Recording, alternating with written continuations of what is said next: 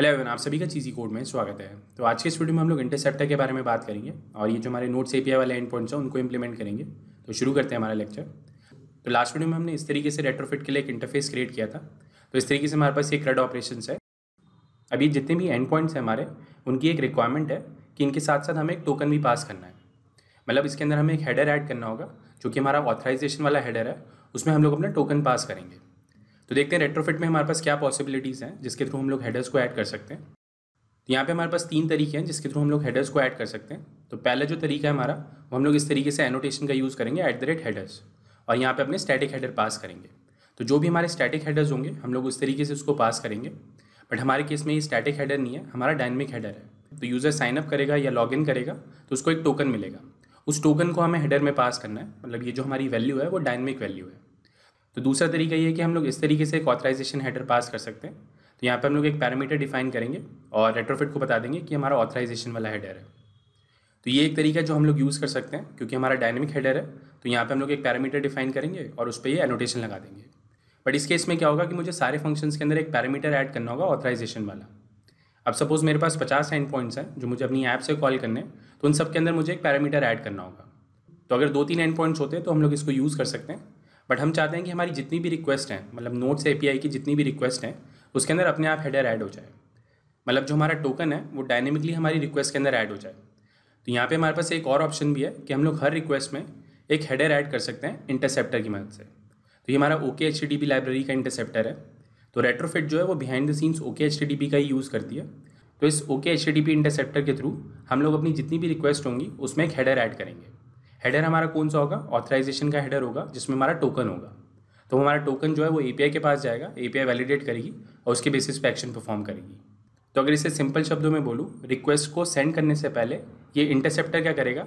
आपकी रिक्वेस्ट में एक हेडर ऐड कर देगा। तो इंटरसेप्टर्स क्या होते हैं? वो आपकी रिक्वेस्ट को इंटरसेप्ट करते हैं। मतलब जब आपकी रिक्वेस्ट जा रही होगी तो उसको वो देखेंगे और उसमें एक हेडर ऐड कर देंगे। तो इसको इम्प्लीमेंट करते हैं। तो ये एपीआई वाले पैकेज के अंदर जाते हैं और यहाँ पे मैं एक नई क्लास क्रिएट करता हूँ ऑथ इंटरसेप्टर के नाम से, और इसको हम लोग इनहेरिट करेंगे इंटरसेप्टर से। तो ये जो क्लास है हमारी इस पैकेज से आ रही है OKHTTP3। तो इसके लिए हमने एक डिपेंडेंसी ऐड करी थी। तो अगर मैं इसकी build.dll फाइल ओपन करता हूँ तो इस तरीके से हमने ये डिपेंडेंसी ऐड करी थी इंटरसेप्टर्स के लिए। तो इसी का हम लोग यूज़ करेंगे। तो वापस चलते हैं और यहाँ पे मैं ऑल्ट एंटर प्रेस करता हूँ। तो इस वाले मेथड को ओवरराइड कर लेते हैं यहाँ पे। तो ये हमारे पास इंटरसेप्ट वाला एक मेथड है। ये क्या करेगा? हमारी रिक्वेस्ट को ऑब्जर्व करेगा और उस रिक्वेस्ट पे मुझे जो भी करना है तो वो मैं कर सकता हूँ इस इंटरसेप्ट वाले मेथड के अंदर। अगर मुझको लॉगिंग करानी है, मतलब जितनी भी मेरी रिक्वेस्ट है उनको मुझे लॉग कराना है, तो मैं इस इंटरसेप्ट वाले मेथड के अंदर कर सकता हूँ। या अगर मुझे रीट्राई का कोई लॉजिक इंप्लीमेंट करना है तो वो मैं इस इंटरसेप्ट की मदद से कर सकता हूँ। तो जितना भी लॉजिक होगा हमारा वो हम इस फंक्शन के अंदर डिफाइन करेंगे। तो हमारे केस में हमें क्या करना है? एक हेडर ऐड करना है। तो यहाँ पर मैं एक हेडर ऐड करता हूँ। तो सबसे पहले अपना रिक्वेस्ट वाला ऑब्जेक्ट एक्सेस करते हैं। तो इस चेन के अंदर हमारे पास ये रिक्वेस्ट वाला फंक्शन है, इसका हम लोग यूज़ करेंगे। तो यहाँ पे हमें बेसिकली क्या करना है, जो भी हमारे पास रिक्वेस्ट आ रही है उसके कॉरस्पॉन्डिंग हम लोग एक नई रिक्वेस्ट बना देंगे। उस नई रिक्वेस्ट के अंदर अपना हेडर ऐड कर देंगे और उसको आगे भेज देंगे। तो यहाँ पे हम लोग इंटरसेप्ट कर रहे हैं रिक्वेस्ट को, उसमें कुछ चेंजेस कर रहे हैं। चेंजेस कैसे कर रहे हैं? हम लोग एक नया रिक्वेस्ट का ऑब्जेक्ट बना रहे हैं। मतलब जो हमारा एग्जिस्टिंग ऑब्जेक्ट था उसको चेंज कर रहे हैं नए रिक्वेस्ट के ऑब्जेक्ट से। नए रिक्वेस्ट के ऑब्जेक्ट में हमने एक हेडर ऐड कर दिया होगा और वो हमारी आगे जाएगी। तो इसको इंप्लीमेंट करते हैं, ज़्यादा क्लियर हो जाएगा। तो यहाँ पे हमारे पास एक फंक्शन है न्यू बिल्डर। तो इस तरीके से हमारे को एक नया रिक्वेस्ट का ऑब्जेक्ट मिलेगा। अभी जो न्यू रिक्वेस्ट का ऑब्जेक्ट है हमारे पास, इसके अंदर हम लोग एक हेडर ऐड कर देंगे। तो इस तरीके से हमारे पास ये ऐड हेडर वाला फंक्शन है। तो हमारे हेडर का नाम है ऑथराइजेशन। अब यहाँ पे हमें एक वैल्यू पास करनी होगी। तो ये जो वैल्यू है वो हमारा टोकन होगा। तो टोकन जो है हमारा वो टोकन मैनेजर वाली क्लास से हम लोग एक्सेस करेंगे। तो अपनी टोकन मैनेजर वाली क्लास को इंजेक्ट करा लेते हैं। तो यहाँ पे मैं लिखता हूँ लेट इनइट वैर, और यहाँ पे मैं लिखूँगा टोकन मैनेजर, और इस तरीके से हम लोग उसको इंजेक्ट कराएंगे यहाँ पे। और यहाँ पे एक वेरिएबल बना लेते हैं टोकन के लिए, और इस टोकन मैनेजर की क्लास से ये जो हमारे पास गेट टोकन वाला मेथड है ये हमारे को टोकन देगा। तो ये हमारे पास टोकन आ जाएगा और इस तरीके से हम लोग अपना टोकन पास करेंगे। तो यहाँ पे मैं लिखता हूँ बेरर और इस टोकन को यूज़ करेंगे। तो यहाँ से जो हमें टोकन मिलेगा इस तरीके से हम लोग उसको पास करेंगे। तो ये जो बेरर कीवर्ड है ये हमारी एपीआई की रिक्वायरमेंट है, हमें इसी तरीके से टोकन पास करना है। तो इस तरीके से जो हमारा हेडर है वो हमारी रिक्वेस्ट के अंदर ऐड हो जाएगा। और एंड में हम लोग यहाँ पे रिटर्न करेंगे कि जाओ भैया, मैंने अपना काम कर दिया, जो भी मुझे रिक्वेस्ट में चेंजेस करने थे वो मैंने चेंजेस कर लिए, जो भी तुम्हारे आगे का काम है वो कर लो। तो यहाँ पे हम लोग इस चेन का ये प्रोसीड मेथड कॉल करेंगे कि आप प्रोसीड कर लो, जो मैंने चेंजेस थे वो कर दिए हैं। तो इस तरीके से हम लोग यहाँ पे इस रिक्वेस्ट को पास करेंगे और इसका ये बिल्ड मेथड कॉल कर देंगे। तो इस तरीके से हमने ये इंटरसेप्टर वाली एक क्लास डिफाइन करी है।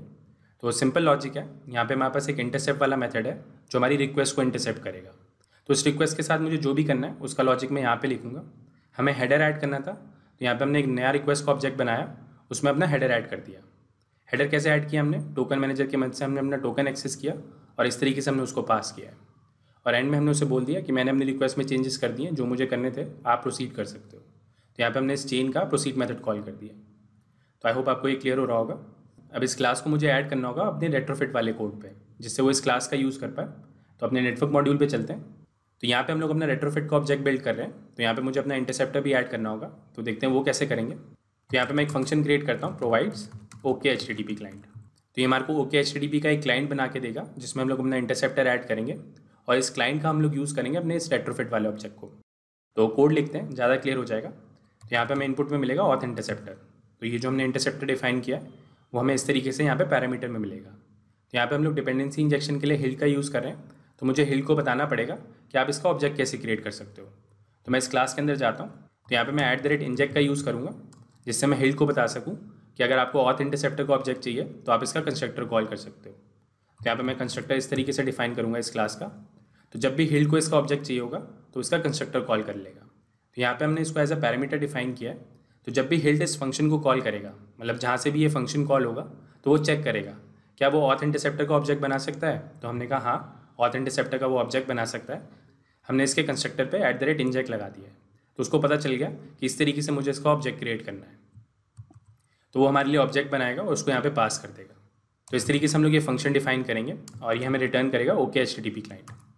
तो इस तरीके से हम लोग ये क्लाइंट का ऑब्जेक्ट क्रिएट करेंगे। यहाँ पे मैं लिखता हूँ ओके HTTP क्लाइंट और इसके अंदर हमारे पास ये बिल्डर वाला मेथड है, इसका हम लोग यूज़ करेंगे। और यहाँ पे हमारे पास एक फंक्शन होगा ऐड इंटरसेप्टर। तो यहाँ पे आप देख सकते हैं हम लोग अपना इंटरसेप्टर ऐड कर सकते हैं। तो यहाँ पे मैं ये पास कर दूंगा ऑथ इंटरसेप्टर और इसको हम यहाँ पे बिल्ड कर लेंगे। तो इस तरीके से हमारे को ये ओके HTTP का क्लाइंट मिलेगा। तो आई होप आपको ये क्लियर हो रहा होगा। तो देखते हैं इसका कैसे यूज़ करेंगे। तो यहाँ पे मैं इसको एनोटेट कर देता हूँ @singleton से और यहाँ पे मैं लिख देता हूँ @provides। अब यहाँ पे हमारे पास दो तरीके की API हैं। एक हमारे पास यूज़र API है जिसमें हमें टोकन नहीं चाहिए, उसको हम लोग डायरेक्टली कॉल कर सकते हैं। तो वहाँ पे हमें ये इंटरसेप्टर वाला कोड नहीं चाहिए। बट हमारी जो नोड्स API है उसमें हमें ये टोकन वाला कोड चाहिए। तो उसके केस में हमें ये इंटरसेप्टर ऐड करना होगा। तो यहाँ पे मैं एक फंक्शन क्रिएट करता हूँ पहले, प्रोवाइड्स नोट API के नाम से, और इसका जो रिटर्न टाइप होगा हमारा वो होगा हमारा नोट्स API।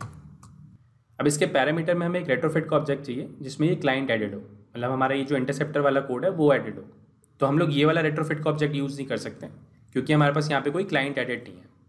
तो ये वाला जो ऑब्जेक्ट है हमारे पास वो इस फंक्शन से आ रहा है और यहाँ पे हमारे पास कोई क्लाइंट एडेड नहीं है। तो हमें यहाँ पे कुछ चेंजेस करने होंगे। तो यहाँ पे एक फंक्शन डिफाइन करते हैं जो कि हमारे को एक नया रेट्रोफिट का ऑब्जेक्ट बना के देगा जिसमें हमारा ये क्लाइंट भी एडेड होगा। तो यहाँ से मैं इसको कॉपी कर लेता हूँ और इसको यहाँ पे पेस्ट कर देते हैं और यहाँ पे इसका नाम चेंज कर देते हैं, इसको कर देते हैं प्रोवाइड्स ऑथ रेट्रोफिट। अब यहाँ पे मुझे अपना क्लाइंट ऐड करना है। तो यहाँ पे हमारे पास एक मेथड होता है क्लाइंट के नाम से, जिसमें हम लोग अपना ओके HTTP का क्लाइंट पास करेंगे। तो इस तरीके से यहाँ पे मैं एक पैरामीटर डिफाइन करता हूँ ओके HTTP क्लाइंट। तो ये वाला जो पैरामीटर है हमारा वो हमारे को इस फंक्शन से मिलेगा। तो जब भी हिल्ट इस फंक्शन को कॉल करेगा तो वो चेक करेगा क्या वो इसका ऑब्जेक्ट बना सकता है। तो उसने कहा हाँ, मैं इस फंक्शन के थ्रू ये वाला ऑब्जेक्ट क्रिएट कर सकता हूँ। तो वो हमारे लिए ऑब्जेक्ट बनाएगा और उसको यहाँ पे पास कर देगा और इसी पैरामीटर का हम लोग यहाँ पे यूज़ करेंगे ओके HTTP क्लाइंट। तो ये हमारे को एक रेट्रोफिट का ऑब्जेक्ट बना के देगा जिसमें हमारा ये क्लाइंट भी एडेड होगा। अब यहाँ पे क्या हो रहा है कि ये जो हमारा कोड है ये डुप्लीकेट हो रहा है, मतलब मुझे सेम कोड 2 बार लिखना पड़ रहा है जस्ट इस लाइन के लिए। मतलब यहाँ पे हमें क्लाइंट ऐड करना था तो हमने ये लाइन ऐड कर दी और इसके लिए एक नया फंक्शन बना दिया। तो एक सही अप्रोच नहीं है। तो देखते हैं इसको कैसे रिफैक्टर करेंगे। तो इस फंक्शन को यहाँ से मैं चेंज कर देता हूँ। यहाँ से हम लोग रेट्रोफिट रिटर्न नहीं करेंगे, यहाँ से हम लोग डायरेक्टली बिल्डर रिटर्न करेंगे। और ये जो हमारा बिल्ड वाला मेथड है इसको यहाँ से रिमूव कर देते हैं। तो इस फंक्शन का जो रिटर्न टाइप होगा वो हमारे को बिल्डर रिटर्न करेगा, मतलब रेट्रोफिट का एक बिल्डर ऑब्जेक्ट रिटर्न करेगा। और इसको यहाँ से चेंज करते हैं, इसको लिख देते हैं रेट्रोफिट बिल्डर। तो ये हमारे को रेट्रोफिट बिल्डर का ऑब्जेक्ट बना के देगा। अभी जो यूज़र API वाला मेथड है हमारा, इसके अंदर हमें रेट्रोफिट का ऑब्जेक्ट चाहिए, बट हमारे पास कोई ऐसा मेथड ही नहीं है जो हमें रेट्रोफिट का ऑब्जेक्ट बना के दे सके। तो यहाँ पे हम लोग इसको चेंज कर देंगे। यहाँ पे हमें मिलेगा रेट्रोफिट का बिल्डर और इसको भी यहाँ पे चेंज करते हैं, यहाँ पे हमें बिल्डर का ऑब्जेक्ट मिलेगा। तो सिंपली होगा क्या, हिल्ट चेक करेगा क्या हम लोग ये ऑब्जेक्ट बना सकते हैं। उसने कहा हाँ, हमारे पास ये मेथड है जो हमें ये बिल्डर बना के देगा।